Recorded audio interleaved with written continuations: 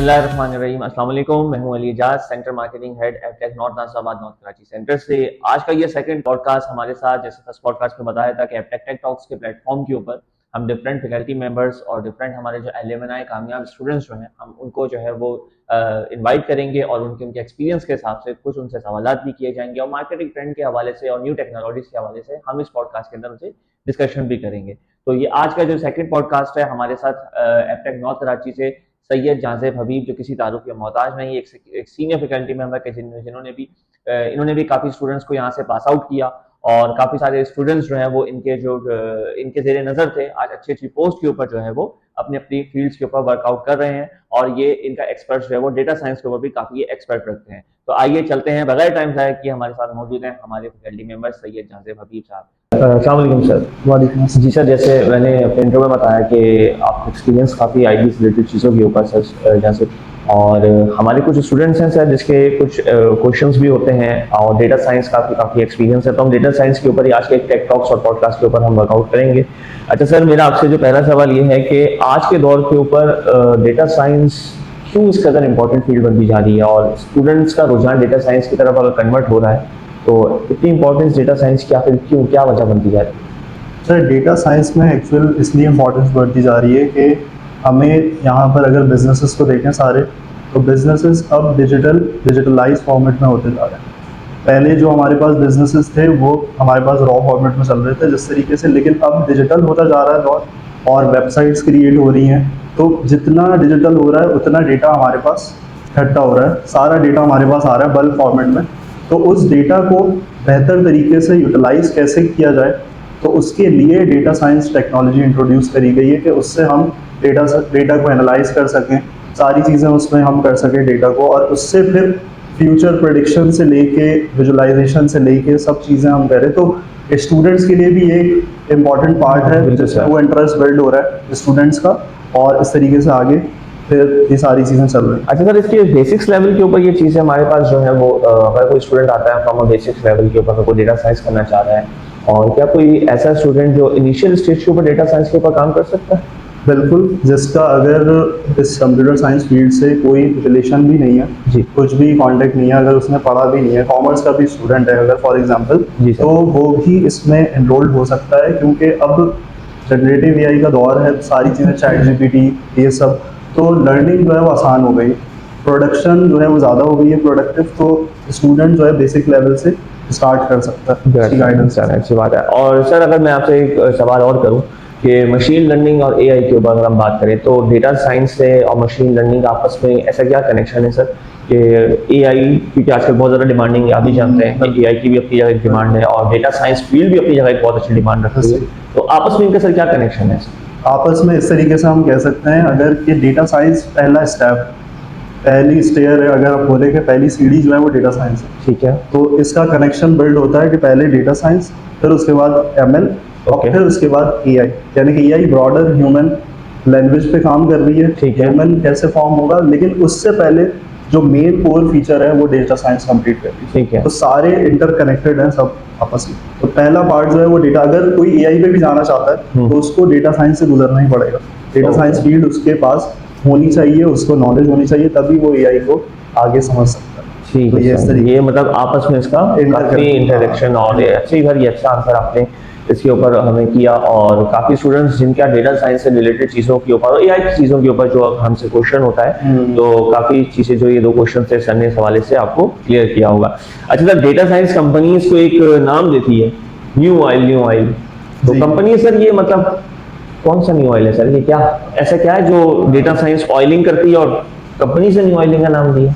New oiling इसलिए है कि जैसे ऑयल था वो इकोनॉमी को प्रोडक्शन लेवल पे लेकर गया था, यानी कि उनकी इकोनॉमी जो थी कंपनीज के लिए पहले इंडस्ट्री लेवल पे वो ऑयल एक इकोनॉमी जनरेट कर रहा था। तो इसी तरीके से डिजिटल बिजनेसेस के लिए डेटा एक वो चीज़ है जो कि न्यू ऑयल है, जिससे वो प्रोडक्टिव और हो सकते हैं। जैसे हम डिफरेंट कंपनीज की एग्जांपल लें, नेटफ्लिक्स है जी, फेसबुक है जी, तो वो अपनी ट्रेंडिंग मार्केट कॉम्पीट कैसे कर पा रहा है और वो ऊपर ही क्यों है टॉप लेवल पे, तो उसका रीज़न यही है कि वो न्यू ऑयल यानी कि डेटा को इस्तेमाल कर रहा है और बेहतर तरीके से कॉम्पीट कर पा रहा है। मतलब ऐसा हम सोचें कि अगर हम बोलेंगे तो एक जैसे किसी कहते हैं कंट्री को रन करने के लिए ऑयल फीचर्स की नीड होती है, हाँ, उससे किसी आप जो है वो कंपनीज को डेटा साइंस की नीड हाँ, डेटा साइंस से बेटर डेटा की नीड है, डेटा की नीड है, और उससे वो ऑयल की तरह काम वर्कआउट ले सकते हैं। उस तरीके से। अच्छा, पाकिस्तान के अंदर काफी कंपनीज हैं, काफी बिजनेसेस ऐसे हैं जो अपने आप को कन्वर्ट करना चाह रहे हैं, डेटा साइंस ट्रांसफॉर्म करना चाह रहे हैं या डेटा ड्राइवन डिसीजंस की तरफ मूव ऑन करना चाह रहे हैं। तो सर आप बताइए कि वो किस तरीके से वो इस चीज को अपने ऊपर मूव ऑन कर सकते हैं और कैसे इस पर वर्क कर सकते हैं। तो ये नीश पे डिपेंड करता है, जैसे जो काम जिस तरीके से हो रहा है, तो उसमें मेन फैक्टर यही है कि पहले उनको डेटा करना इंक्लूड। अगर वो स्टैटिक वेबसाइट्स के साथ जा रहे हैं तो वो नहीं कर सकते, क्योंकि डेटा पहली चीज़ है। अगर डेटा आपके पास होना भी ज़रूरी है तो वो स्टोर करेंगे पहले डेटा। ठीक है। तो पहले तो अपनी वेबसाइट्स को डायनामिक लेकर आए, और डायनामिक लेकर आएंगे तो उनको फिर डेटा एनालिस्ट की ज़रूरत है, सही, या डेटा साइंटिस्ट की ज़रूरत है, डेटा इंजीनियर। तो ये सिंपल वर्ड्स हैं डिफरेंट, तो ये हायर करेंगे तो वो फिर उस डेटा जो उनके डेटाबेसेस में है वो उसको एक्सट्रैक्ट करके एक मीनिंगफुल इंसाइट निकाल के देगा। अब वो उनके क्वेश्चंस पे डिपेंड करता है कि कंपनीज क्या कर रही है, ओके, क्या चीज़ टारगेट है। तो उनके पास क्वेश्चंस होना ज़रूरी है कि हम कैसे compete कर सकते हैं मार्केट में, और किस तरीके से हम सारा आगे बढ़ सकते हैं। तो अगर उनके क्वेश्चन लिस्ट होगी जी सर, तो ही आगे काम किया जा सकता है डेटा साइंस में। अच्छा सर, इसके रियल वर्ल्ड अगर मैं आपको एग्जांपल पूछूं, हमारे आपकी नॉलेज में ऐसी कौन सी कंपनी है जिसने खुद को भी इसमें ट्रांसफॉर्म किया हो? इसमें जो सारी वेबसाइट्स जो अभी चल रही हैं, टॉप वेबसाइट्स जो हैं वो यही चल रही हैं, जैसे नेटफ्लिक्स वगैरह, ये फेसबुक, इन लोगों ने ट्रांसफॉर्मेशन ही करी है। पहले जाहिर अगर इसकी एग्जांपल लूँ, फेसबुक की भी अगर एग्जांपल लूँ, तो ये PHP पे थी, नॉर्मल एल्गोरिथम इम्प्लीमेंटेशन नहीं थी, सारी चीज़ें नहीं थी। तो उन्होंने भी एल्गोरिथम कनेक्ट किया है, बिल्ड किया है और एनालाइज करना शुरू किया है डेटा को। तो सारी चीज़ें जब उन्होंने बिल्ड करी हैं, ग्रो करी हैं, तो वो फिर आगे बढ़े, और उन्होंने फिर उसको फीड्स को, न्यूज़ फीड्स को करेक्ट किया है, इम्प्रूव। नेटफ्लिक्स में अगर बात करें तो रिकमेंडेशन सिस्टम उन्होंने बनाया, ठीक है, कि रिकमेंडेशंस किसको कौन सी लेनी चाहिए। तो अब उन्होंने उसमें क्या किया होगा, उसमें डेटा जो यूज़र का हर मिनट्स हैं, कितने मिनट्स पे वो ट्रेलर को देख रहा है, कौन से वेब सीरीज के ट्रेलर को, तो उसको डेटाबेस में स्टोर कर रहे हैं वो इन्फॉर्मेशन। सही। और दूसरी चीज़ के सर्च क्या कर रहा है, सर्चिंग को स्टोर कर रहे हैं। तो वो फील्ड्स जब जनरेट हो गई है तो फिर पीछे डेटा एनालिस्ट का काम है कि वो किस तरीके से वो कर रहा है। तो सबने ग्रो किया, और अगर नहीं करेंगे ग्रो तो वो फिर पीछे रह जाएंगे। तो ये सारी कंपनीज भी जो टॉप थी वो भी अब इम्प्रूव कर रही हैं, ऐसा नहीं है वो स्टक हो, वो उन्होंने भी इसको लेकर आए डेटा साइंस को, AI को, और इससे आगे बढ़ना। मतलब कंपनीज को अपने आपको अगर मार्केट में इन रखना है तो डेटा साइंस और डेटा के ऊपर इसके लिए एक चीज वर्ड यूज किया जाता है, पहले डिजिटल ट्रांसफॉर्मेशन बोलते थे हम। जी सर, ये डिजिटल ट्रांसफॉर्मेशन का दौर आ रहा है, अब दौर है डेटा ट्रांसफॉर्मेशन और AI ट्रांसफॉर्मेशन। तो अब वो इस तरीके से हमारे पास हमारी मतलब ट्रेंड काफी चेंज हो गया। तो ये फर्स्ट सेगमेंट के अंदर हमें हमारे न्यू फैकल्टी मेंबर्स जो हमारे साथ साथ जाजिब थे, सीनियर फैकल्टी मेंबर्स ने अपने एक्सपीरियंस के हिसाब से कुछ basic understanding from data science के सेगमेंट को बहुत अच्छे तरीके से डिस्क्राइब किया, और इसी के साथ हम चलेंगे अपने सेकंड सेगमेंट के अंदर। अच्छा, हमारे फर्स्ट सेगमेंट आप लोगों ने, स्टूडेंट्स ने एक अंडरस्टैंडिंग का और एक डेटा साइंस की जो बेसिक्स थी सर जाजिब ने काफ़ी अच्छे तरीके से उसको डिस्क्राइब किया। अब हम अपने अगर सेकंड सेगमेंट की तरफ मूव ऑन करते हैं जिसमें कैरियर ग्रोथ और इंडस्ट्री इम्पैक्ट का जो है काफ़ी ज़्यादा डेटा साइंस के ऊपर जो वर्कआउट कर रहा है, उससे रिलेटेड कुछ क्वेश्चन है सर मेरे आपसे। और उसमें ये कि हमारे स्टूडेंट्स का आने, जो स्टूडेंट्स हमारे डेटा साइंस की तरफ मूव ऑन करना चाहिए, जैसे आपने फर्स्ट सेगमेंट में बताया कि कंपनी में या इंडस्ट्री में इन रहने के लिए डेटा साइंस और डेटा की नीड होती है। तो सर अगर मैं आपसे पूछूं, जैसे बैंकिंग हो गया, हेल्थ केयर सेक्टर हो गया, हमारा एजुकेशन सेक्टर हो गया, और इसके अलावा हमारे पास डिफरेंट ई-कॉमर्स सेक्टर्स हैं, ये अपने आप को कैसे ट्रांसफॉर्म कर रहे हैं डेटा साइंस में? अगर हम एक एक कैटेगरी को देखें तो सबसे पहले कैटेगरी आपने डिस्कस किया बैंकिंग सेक्टर। जी सर। तो बैंकिंग सेक्टर में ट्रांजेक्शन्स में एक मेन चीज़ होती है फ्रॉड ट्रांजेक्शन्स होती हैं कुछ, तो उनको चेक करना, एनालाइज करना कि आया कि वो ट्रांजेक्शन फ्रॉड है या नहीं है। तो वो आप सिंपल एप्लीकेशन के थ्रू नहीं कर सकते, उसके लिए आपको डेटा साइंस की ही नीड है। तो आप फ्रॉड डिटेक्शन करेंगे, अब उसके लिए ज़ाहिर सिस्टम बनाएंगे वो पूरा, और बहुत सारे बैंक्स ने ये सिस्टम्स इंट्रोड्यूस किए हैं जिससे वो डेटा साइंस को यूज़ करते हुए ये सारा काम कर रहे हैं। और दूसरी फिर आपने बात करी ई-कॉमर्स की। ई-कॉमर्स में अगर हम दराज अमेज़ॉन की बात करें तो हमें प्रोडक्ट किसी यूज़र को क्यों उसका फेवरेट प्रोडक्ट ही नज़र आ रहा होता है, तो वो इसलिए होता है कि वो रिकमेंडेशन, प्रोडक्ट रिकमेंडेशन पे काम किया, यानी कि हर कोई फोकस प्रोडक्ट पे नहीं कर रहा, वो प्रोडक्ट सेल करने के लिए नहीं कर रहा, वो बोल रहा है कि यूज़र रिटेन रहे, यानी कि यूज़र नहीं जाए मेरे पास से। तो उसके लिए वो क्या कर रहा है, वो फिर प्रोडक्ट रिकमेंडेशन पे काम कर रहा है कि भाई यूज़र की सर्चेस को देख के मैं ये काम कर रहा हूँ। और दूसरी चीज़ फिर नेक्स्ट हमारे पास हेल्थ पे आ जाता है। तो हेल्थ पे हम 4 सेक्टर्स में डेटा साइंस के उसमें हम ये चेक कर सकते हैं कि आया के पेशेंट को अर्ली प्रिडिक्शन हो जाए ठीक कि है। भाई आया कि ये बीमारी हो सकती है या नहीं हो सकती, उसके प्रीवियस रिकॉर्ड से तो वो पता चल जाएगा हमें। तो इस तरीके से बहुत सारी चीज़ें जी जिसमें डिजीज़ प्रिडिक्शन है कि क्या क्या चीज़ें हो सकती हैं, तो इस पे काम चल रहा है। पूरे तरीके से पूरा हुआ नहीं है हेल्थ, अगर हेल्थ इंडस्ट्री की बात करें, हॉस्पिटल्स अभी तक नहीं आए। ठीक है। ज़्यादातर ई कॉमर्स प्लेटफॉर्म आ गए हैं और हमारे पास दूसरा स्कूल्स आ गए हैं। ठीक है। तो इन चीज़ों में हमारे पास ये वाला काम ऐसे अच्छा सर, पाकिस्तान के अंदर जिस तरीके से आपने बताया कि पाकिस्तान में भी हर सेक्टर के अंदर से बैंकिंग हो गया, हेल्थ हो गया, तो तमाम बिजनेसेस के अंदर ये चीज़ें हैं, तो सर डेटा साइंस की डिमांड प्रोफेशनली पाकिस्तान में इंक्रीज हो रही है आपकी नज़र में? बिल्कुल हो रही है। इसके लिए अब पाकिस्तान में चांसेस हैं सबसे ज़्यादा कि हम रिमोट वर्क की तरफ ज़्यादा है चांस। ठीक है। वैसे हमारे पास इंडस्ट्री में थोड़ा सा टाइम लगेगा यहाँ सही। पर पाकिस्तान में, लेकिन रिमोट वर्क जो है वो ऐसी अपॉर्चुनिटी है कि स्टूडेंट जो है वो किसी पे डिपेंडेंट नहीं है, सही। वो आराम से सारी चीज़ें कर सकता है और एक्सेसिबल भी है। सही। तो उसके लिए डिफरेंट प्लेटफॉर्म्स हमारे पास मौजूद हैं।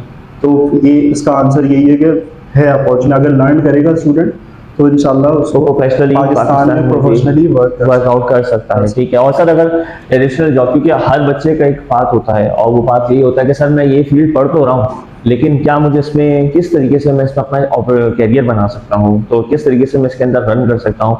तो मैं अगर आपसे पूछूं सर, ट्रेडिशनल जॉब्स और कैरियर बात किस तरीके से इसमें चेंज कर रही है या किस तरीके से इसमें चेंजिंग आ रही है सर, जो हमारे ट्रेडिशनल जॉब्स हैं या कोई भी अगर स्टूडेंट कैरियर की तरफ आ रहा है, तो सर इस फील्ड के अंदर भी चेंज आ रहा है डेटा साइंस को लेकर?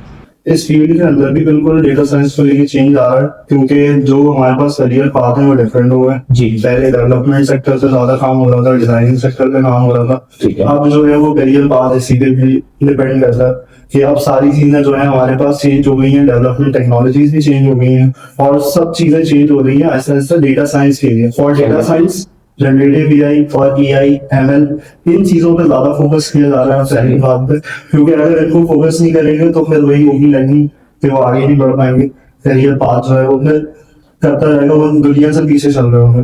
ठीक है। मतलब ये है कि हमारे इस फील्ड के अंदर भी हम लोग आगे रनअवे कर रहे हैं और वो स्टूडेंट्स जो जॉब के हवाले से इन चीजों के ऊपर क्वेश्चन कर रहे होते हैं, तो आप आने वाला टाइम जो डेटा साइंस का इस फील्ड के अंदर भी काफी चेंज लेकर आ रहा है। अच्छा सर, जहाँ से हमारे साथ मौजूद हैं आज इस टेक टॉक पॉडकास्ट के प्लेटफॉर्म के ऊपर, इनसे हमने कुछ सवालात किए जो काफी अच्छे इन्होंने इस चीज के ऊपर आंसर दिया। और आपको पता है कि एपटेक में टेक्नोलॉजी कैम्प भी ऑफर हो रहा है, जैसे मैंने पहले पॉडकास्ट पे बताया, जिसके अंदर हम जो है वो MS ऑफिस प्लस इसके साथ जो है वो जनरेटिव AI के ऊपर हम AI के टूल्स के ऊपर वर्कआउट करना सिखाते हैं। स्टूडेंट्स अपने शॉर्ट टर्म कोर्सेज के ऊपर रजिस्टर्ड हो सकते हैं, जिसके अंदर हमारे पास CMS कंटेंट मैनेजमेंट का कोर्स है और इसके साथ हम लोगों ने प्रॉम्प्ट इंजीनियरिंग को भी इसके साथ इंक्लूड किया, जिसमें आप वेबसाइट डिजाइनिंग और डेवलपमेंट प्रॉम्प्ट डाल के आप इसके ऊपर वर्कआउट कर सकते हैं। और उसके साथ साथ हमारे स्टूडेंट्स शॉर्ट टर्म के ऊपर फ्रीलांस पे भी काम कर सकते हैं। तो ये 2 और 3 मंथ्स के कोर्सेज एपटेक ने ऑफर किए हैं अपने उन स्टूडेंट्स के लिए जो शॉर्ट टर्म में कुछ अच्छा करना चाह रहे हैं। तो आप एपटेक पे आके इस कोर्सेज के साथ भी अपना वर्कआउट कर सकते हैं। जी सर जाजिब, और मैं आपके से जो है वो चौथे क्वेश्चन की तरफ मूव करूंगा। जैसे आपको पता है हमारा ये सेगमेंट चल रहा है कैरियर ग्रोथ के ऊपर, तो कैरियरली सर हमारे पास एक क्वेश्चन बहुत ज्यादा आता है कि सर हम फ्रीलांसिंग और रिमोट वर्किंग किस तरीके से या कितनी पावरफुल है डेटा साइंस को लेकर। तो अक्सर बच्चों का ये सवाल होता है सर क्या अपॉर्चुनिटी क्रिएट हो सकती है फ्रीलांसिंग विद रिमोटली, अगर कोई वर्क करना चाहे तो डेटा साइंस उसके अंदर किस तरीके से अपना जो है वो डिसीजन क्रिएट कर रहे हैं, किस तरीके से बच्चा उस पर काम कर सकता है as a freelancer? As a freelancer जो है वो स्टूडेंट्स डिफरेंट प्लेटफॉर्म्स हैं इसके लिए अवेलेबल। जैसे इसके लिए सबसे ऑन द टॉप नॉच जो है वो अपवर्क है जी। अपवर्क है, फाइवर है, बिल्कुल और सर। ये दो बच्चे ज़्यादातर ये होता है मिस्टेक के ये दो पे ही काम कर रहे होते हैं। सिर्फ ये दो पॉपुलर हमारे पास फ्रीलांसिंग के लिए प्लेटफॉर्म मौजूद नहीं है, क्योंकि ये बहुत ज़्यादा सैचुरेटेड हो गए हैं, क्योंकि इस पे इंडस्ट्री इतनी लोग आ चुके हैं और वहाँ पर पॉपुलर इतने हैं कि नीचे नए आने वाले को चांस नहीं होता। तो उसके लिए अलग से डिफरेंट प्लेटफॉर्म मौजूद हैं, जैसे guru.com हो गया, पीपल पर आर हो गया और OGs हो गया। तो बहुत सारे अभी नई टेक्नोलॉजीज भी बना के लोग जो है एंटरप्रेन्योरशिप की तरफ जा रहे हैं और वो बना के भी इंट्रोड्यूस कर रहे हैं, यानी कि अपॉर्चुनिटीज दे रहे हैं बच्चों को कि वहाँ पर वो आकर नए सिरे से, जहाँ पर सैचुरेटेड नहीं है, जहाँ पर रश नहीं है था, वहाँ पर वो अपनी अपॉर्चुनिटी ओपन कर सके। तो इसके लिए बहुत सारे प्लेटफॉर्म मौजूद हैं जहाँ अगर डेटा साइंस लर्न करता है स्टूडेंट तो वो आराम से अपना, अगर पोर्टफोलियो अच्छा बनाता है, उसका काम अच्छा है, तो वो आराम से एक अच्छी जॉब जो है वो रिमोट पे कर सकता है, फ्रीलांसिंग के थ्रू कर सकता है। मतलब ये एक अच्छा इसके अंदर फ्रीलांसिंग के ऊपर ही हमारे पास जो है वो प्लेटफॉर्म है, और स्टूडेंट्स एज अ फ्रीलांसर, जो स्टूडेंट्स बेसिकली मोटिव लेकर आते हैं कि हमें ऐसा फ्रीलांसर करना है या रिमोटली वर्किंग करनी है, तो ये मेरी फीमेल स्टूडेंट्स के लिए भी एक अच्छी अपॉर्चुनिटी है कि वो इस पर अपनी कमांड हासिल करके एज अ फ्रीलांसर और रिमोटली वर्किंग कर सकते हैं। अच्छा सर, इसके अंदर हमारे स्टूडेंट्स जो हैं कुछ डेटा साइंस की मदद से कैरियर प्रूफ कैसे बन सकते हैं, अगर मैं आपसे पूछूं तो स्टूडेंट्स और प्रोफेशनल डेटा साइंस की मदद से अपने कैरियर को किस तरीके से फ्यूचर प्रूफ बना सकते हैं? अपने करियर को, यानी उनका करियर पाथ ऐसा होगा कि उनको सबसे पहले लर्न करें वो पाइथन, ठीक है, जो कि most popular technology programming language है। तो सबसे पहले तो उनको बेसिक स्ट्रॉन्ग करनी है। एक चीज़ ये ज़रूरी है कि शॉर्टेस्ट पाथ कोई नहीं होता कि मैं एक दिन में करूँ कुछ काम और प्रोजेक्ट में आगे जॉब लेने चला जाऊँ। तो मुझे सबसे पहले स्टार्टिंग एंड ये रखना है कि पाइथन की बेसिक स्ट्रॉन्ग करनी है। ठीक है। अगर एज अ स्टूडेंट मैं हूँ तो मैं पहले पाइथन को स्ट्रॉन्ग करूँगा, पूरा उस पर जितना हो सकता है बेसिक्स को करूँगा स्ट्रॉन्ग। फिर उसके बाद जाऊँगा मैं विजुअलाइजेशन पे, एनालाइजेशन पे। तो उसके लिए कुछ टूल्स भी हैं, जैसे हमारे पास पावर BI है, टैबल्यू है, तो वो बहुत यूज़ होता है, यानी कि इंडस्ट्री डिमांडिंग टूल्स हैं।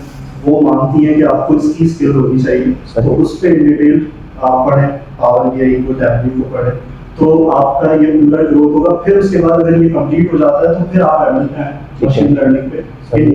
जब आप पहले ये दो चीज़ें कंप्लीट कर लें तो इंशाल्लाह ये गारंटी है कि आपके पास अगर ये चीज़ें होंगी, स्किल और स्ट्रॉन्ग डेवलपमेंट टेक्नोलॉजी हमारे पास होगी, तो आप आराम से किसी भी जॉब को क्रैक कर सकते हैं और रिमोट इंटरव्यू को भी आप क्रैक कर सकते हैं। सर ये बहुत अच्छा आंसर सर आपने किया। अच्छा सर, कुछ इंडस्ट्री है पाकिस्तान की, AI इंडस्ट्रीज हो गई, और उसको किस तरीके से पाकिस्तान के अंदर कौन सी ऐसी इंडस्ट्री है, अगर मैं पूछूं, जो टैलेंटली एग्रेसिवली हायरिंग कर रही है डेटा साइंस की या AI से रिलेटेड चीज़ों की?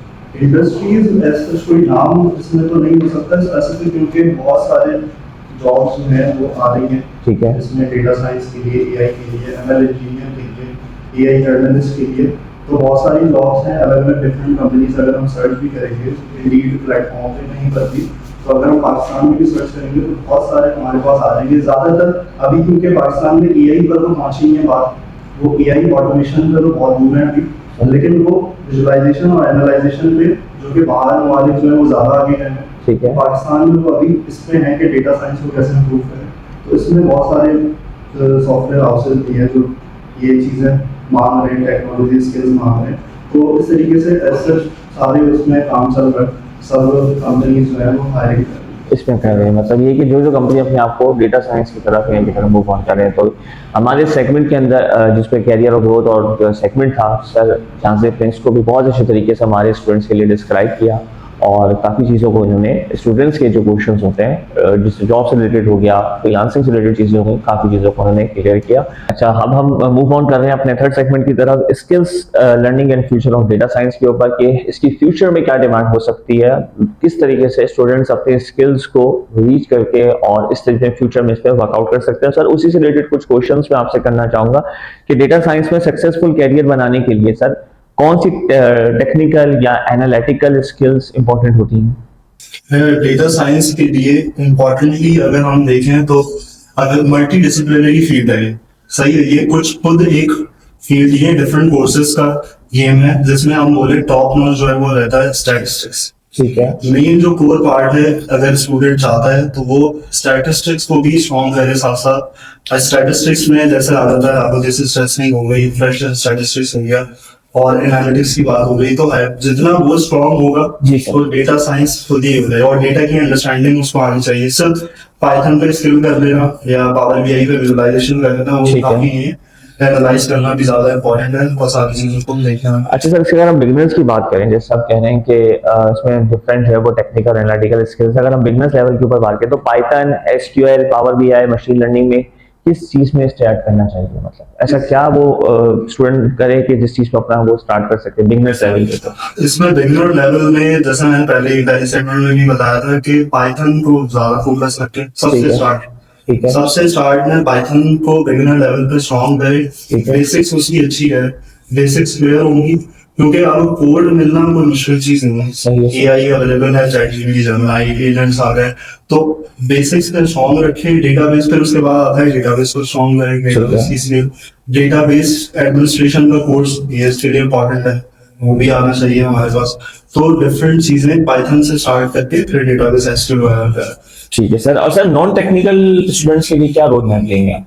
नॉन टेक्निकल स्टूडेंट के लिए इसमें कुछ चीजें ये आ जाती हैं कि नॉन टेक्निकल में वो डेटा साइंस पे डायरेक्ट नहीं आ सकता। ठीक है। उसको पहले थोड़ा सा आइडिया होना चाहिए कि वेबसाइट डेवलपमेंट कैसे होती है। सर उसके लिए क्या इंपॉर्टेंट होना चाहिए? वेबसाइट डेवलपमेंट के लिए इंपॉर्टेंट है कि आपको वेबसाइट डिजाइनिंग आनी चाहिए, कोडिंग, उसके लिए HTML, CSS, जावास्क्रिप्ट, क्योंकि कहीं ना कहीं आपको अगर हायर कर रही है कोई कंपनी तो उसकी वेबसाइट बनेगी। सही। और वो वेबसाइट बनेगी तो आप जब भी समझ पाओगे, जब एक स्टूडेंट जब भी अंडरस्टैंड कर पाएगा जब उसको नॉलेज उसकी भी होगी, सही। तो वो डेटा एनालिटिक्स उससे कर सकेगा। अगर किसी को टास्क दे दिया तो वो फिर उसको भी समझना चाहिए। सर ये बिल्कुल हमारे इसी टर्म्स के ऊपर जो हमारे एप्टेक कोर्सेज के ऊपर जो ऑफर होता है वो ACCP AI से स्टार्टिंग ही जो है वो HTML, CSS, जावास्क्रिप्ट के ऊपर है। मतलब वो इतना इंपॉर्टेंट एक सेगमेंट है, या इतना इंपॉर्टेंट वो हमारा कोर्स है जिसके ऊपर हमारे अपने स्टूडेंट्स को बेसिक लेवल के ऊपर website designing, front end development सीखते हैं। इसके अंदर HTML, CSS, जावास्क्रिप्ट, बूटस्ट्रैप के साथ फिर आगे चल के बैकएंड प्रोग्रामिंग में PHP आ गया, ASP.NET आ गया। तो इस तरीके से हमारे अपने स्टूडेंट्स पहले बेस बनाते हैं और फिर इन डेटा साइंस की फील्ड के ऊपर स्टूडेंट अगर आना चाहे तो बिल्कुल आगे रन आउट कर सकता है। लेकिन कहीं ना कहीं उसके लिए बेसिक होना लाजमी है जो एप्टेक के ACCP AI प्रोग्राम के अंदर इंक्लूडेड है। तो वो स्टूडेंट्स जो डेटा साइंस के ऊपर अपना फ्यूचर बनाना चाह रहे हैं तो इट्स मस्ट बी दैट, जैसे हमारे फैकल्टी मेंबर सर ने बताया कि आपको कहीं ना कहीं HTML के ऊपर काम आना चाहिए। तो आप स्टूडेंट्स जो डायरेक्टली डेटा साइंस की तरफ मूव ऑन करना चाहते हैं तो मैं उन्हीं से कहूंगा कि पहले वो आके कुछ बेसिक स्किल्स के ऊपर वर्कआउट करें और फिर आगे चल के अपने कैरियर को डेटा साइंस में रन अवे कर सकते हैं। अच्छा सर, इसके अंदर मैं आपसे एक चीज है कि अक्सर स्टूडेंट मिस्टेक्स वगैरह कर जाते हैं इन चीजों के ऊपर, तो वो कौन सी ऐसी कॉमनली मिस्टेक्स हैं सर जो स्टूडेंट डेटा साइंस सीखते वक्त करते हैं? कॉमनली मिस्टेक्स ये है कि डायरेक्ट जॉब करना, ठीक है, रियल वर्ल्ड प्रोजेक्ट्स के ऊपर डायरेक्ट बगैर बेसिक के, बगैर कोई चीज नॉलेज के वो डायरेक्ट रियल वर्ल्ड प्रोजेक्ट। क्योंकि अब जो AI का काम है तो वो उसमें ChatGPT पे, जेमिनी पे वो डायरेक्ट बोलेंगे भाई ये प्रोजेक्ट मैं बनाना चाहता हूँ। अब उसको बेसिक अंडरस्टैंडिंग है, ठीक है, अब वो दे भी देगा कुछ कोड तो वो आपके पास, आप उसको समझ नहीं सकते और ना प्लेस कर सकते हो राइट टाइम पे राइट जगह पे। तो उसके लिए मेन इंपॉर्टेंट चीज है कि आप जो चीज जिसमें जा रहे हो उसमें पहले सारी टेक्नोलॉजीज को स्टडी करो। तो मेन मिस्टेक ये होती है। और फिर होता है कि लाइव प्रोजेक्ट पे काम नहीं होता। सही, लाइव प्रोजेक्ट हमारे पास होने चाहिए। पढ़ तो लिया, अब पढ़ना भी सिर्फ इनफ नहीं है, ठीक है, कि हमने पढ़ लिया तो पढ़ना भी काफी इसलिए नहीं है क्योंकि पढ़ के फिर आपको इम्प्लीमेंटेशन नहीं पता। जब इंडस्ट्री में आप जॉब के लिए जाओगे तो आपके पास ना प्रोजेक्ट है ना पोर्टफोलियो, तो फिर आप उसमें लैग कर जाओगे। तो ये कॉमनली मिस्टेक है दोस्तों। अच्छा, मुझे शॉर्टकट का रास्ता ना, शॉर्टकट का, ठीक है, रास्ता ना करे। अपने प्रॉपरली एक पहले प्रोफेशनली अगर आप बनना चाह रहे हो तो आप बेसिक्स स्ट्रॉन्ग करो, उसके बाद फिर इस फील्ड के अंदर रन अवे करो। अच्छा सर, रियल वर्ल्ड प्रोजेक्ट और पोर्टफोलियो कैरियर ग्रोथ में कितना इंपॉर्टेंट रोल प्ले करता है? रियल वर्ल्ड के ऊपर हम बात करें तो वो किसी स्टूडेंट के कैरियर के ऊपर क्या रोल प्ले करता है? बहुत ज्यादा इम्पैक्ट करता है। अगर मैं एग्जाम्पल दूं, 2 रेज्यूमे मेरे पास आ रही है, ठीक है, 2 स्टूडेंट्स की, और एक स्टूडेंट की रेज्यूमे में सिर्फ उसकी इन्फॉर्मेशन है, बेसिक इन्फॉर्मेशन लिखी हुई है और उसका कॉन्टेक्ट नंबर लिखा हुआ है और उसके पास वो प्रोजेक्ट्स डिफाइन नहीं है, ठीक है, तो कोई भी HR जो है वो उसको हायर नहीं करेगा। सही। और ATS ट्रैक भी नहीं करेगा कि भाई पोर्टफोलियो सही कंडीशन में, जो रिक्वायरमेंट है बेसिकली वो मेंशन नहीं हुई। तो पोर्टफोलियो बहुत इंपॉर्टेंट मायने रखता है। और पोर्टफोलियो में जाहिर है क्या आ जाते हैं? प्रोजेक्ट्स। आप पोर्टफोलियो में दिखा क्या रहे हो? तो प्रोजेक्ट्स को दिखा रहे हो। जी सर। तो प्रोजेक्ट सबसे मेन की रोल इम्पैक्ट आपका होता है कि कोई पहले देखते हुए आपको प्रोजेक्ट्स को देखता है और आपको फिर हायर करता। तो बेसिकली ये रियल लाइफ प्रोजेक्ट्स जो हैं वो ज्यादा मायने रखते हैं। ठीक है। अच्छा सर, अगर हम आपने बहुत अच्छा इसका आंसर किया कि काफी इंपॉर्टेंट प्ले है इसका और ये जरूरी होना चाहिए। सर एक बहुत इंपॉर्टेंट सवाल है, एकेडमिक्स के ऊपर और इंस्टीट्यूशन के ऊपर अक्सर हमसे बात हो रही होती है। तो एप्टेक एक इंस्टीट्यूट है और एकेडमिक स्टडीज की बात की जाए तो सर दोनों के पास स्टूडेंट्स आते हैं और दोनों जो है वो स्टूडेंट्स के ऊपर वर्किंग कर रहे होते हैं। तो एप्टेक जैसे स्टूडेंट इंस्टीट्यूट और एकेडमिक्स लेवल के ऊपर जो स्टूडेंट्स पढ़ रहे हैं, कौन जो है वो बेटर, मैं आपसे पूछूं, इंडस्ट्री के लिए हमारे स्टूडेंट्स को रेडी कर रहे हैं फ्रॉम डेटा साइंस और AI के? अच्छा, इसमें अगर डिफरेंट एकेडमीज की बात करें तो हमारा एप्टेक अगर हम देखें उसको तो उसने बहुत पहले ही ACCP ही करिकुलम में जो 062 का ही कोर्स करिकुलम था उसमें सेमेस्टर 6 में extra ordinary course curriculum design किया हुआ है। और उसमें जैसा मैं कोर्स करिकुलम को भी डिस्कस करूं उसमें सबसे पहले आर्ट में डेटा साइंस में था। पहला कोर्स ही टारगेटेड कोर्स ये है कि आप डेटा साइंटिस्ट कैसे बन जाओगे अगर आप कंप्लीट कर ले। तो फिर उसके बाद एआई का आया, यानी कि आर्टिफिशियल इंटेलिजेंस में कैसे होता। तो स्टूडेंट जो है वो 6 सेमेस्टर में आते आते प्रिपेयर्ड हो जाता है कि वो आगे इस फील्ड में भी क्या कर सकता है, जॉब कर सकता है आराम से स्टेट। और फिर उसके बाद एक और सबसे बड़ी चीज जो अभी ट्रेंडिंग टेक्नोलॉजी चल रही है वो भी डेटा ही है। जाहिर है, हमने न्यू ऑयल की बात करी थी तो बिग डेटा प्रोसेसिंग, तो वो भी इसमें डाला हुआ है हमने कि हडूप को इस तरीके से यूज करें। तो पहले से ही हमारे पास अकेडमी में जाहिर है एफटेक ज्यादा आगे चल ही सी रहता है कि वो भी इंडस्ट्री लेवल देखता है कि क्या रिक्वायरमेंट चल रही है, उसके हिसाब से करके उन्हें डिजाइन करता। तो स्टूडेंट जो है वो रेडी हो रहे हैं। सर इसी यही खासियत है एफटेक की, क्या एफटेक हर साल जो है अपने क्यूरिकुलम को हर 2 सालों के बाद एक्सट्रीमली मार्केट ट्रेंड के हवाले से अपने आप को जो है वो अपग्रेड करता रहता है। और इसी एफटेक का पास आउट स्टूडेंट या एफटेक के वो स्टूडेंट जो हमारे पास डिफरेंट एकेडमिक्स की स्टडीज के साथ साथ हमारे इस कोर्स को भी रन अवे कर रहे होते हैं, तो काफी अच्छी मार्केट के अंदर अपॉर्चुनिटी ले रहे होते हैं कि एज पर एफटेक क्यूरिकुलम बच्चे अच्छे इसके अंदर सीखने को मिल रहा होता है। तो मतलब ये है कि अगर हम नंबर दें, इंस्टीट्यूट नंबर ले जाते हैं इसके ऊपर, क्योंकि वो स्किल्स बेस्ड चीजें सिखा रहे होते हैं। जैसे हमारे एफटेक में कंप्लीट चीजें जो स्किल्स बेस्ड के ऊपर है। ठीक है तो सर, हाँ एक क्वेश्चन बहुत ज्यादा इंपॉर्टेंट है कि डेटा साइंस की तरफ जो बिगनर्स के ऊपर हम पहले बात कर रहे थे, तो आपकी क्या एडवाइस है हमारे बिगनर्स को कि वो डेटा साइंस सीखने के लिए उनकी आपकी क्या टॉप एडवाइस हो सकती है हमारे बिगनर्स के लिए?